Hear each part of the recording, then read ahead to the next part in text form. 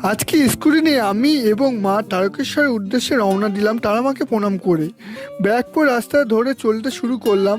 রাস্তাতে যতটা যানবাহন খুবই কম ছিল, তাই এগিয়ে চললাম শেওড়াফুলি ফেরিঘাটের রাস্তা ধরে। শেওড়াফুলি ফেরিঘাটের রাস্তাটা একটু খারাপ ছিল।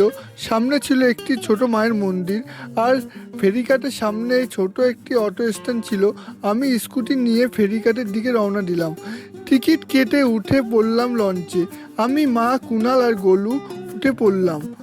সাথে ছিল আমাদের দুটি স্কুটি। লঞ্চে বেশ সুন্দর আবহাওয়া ছিল। পরে আমরা পৌঁছে গেলাম নিমাইতীর্থর ঘাটে। সূর্য এখন মাথার উপরে বেশ রোদ্দুর। এবার জল তুলে নিয়ে নিমাইতীর্থর ঘাট থেকে নিমাইতীর্থর ঘাটে বেশ সুন্দর মায়ের মন্দির রয়েছে। অনেকে এখানে বিশ্রাম নিচ্ছিল। তবে নিমাইতীর্থ ঘাটের সৌন্দর্যটা আমাদের যাত্রায় এক অন্যরকম অনুভূতি তৈরি করেছিল। এরপরে আমরা জল নিয়ে রওনা দিলাম তারকেশ্বর মন্দিরের উদ্দেশ্যে।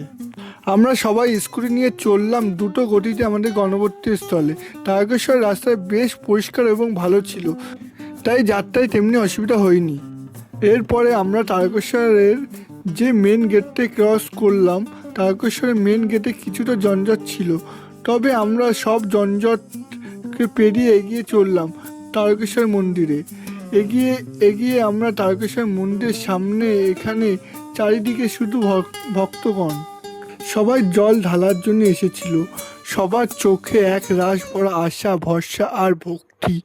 এবারে মা সবার আগে, আমি, কুনাল আর গোলু মায়ের পিছু পিছু হাঁটছিলাম।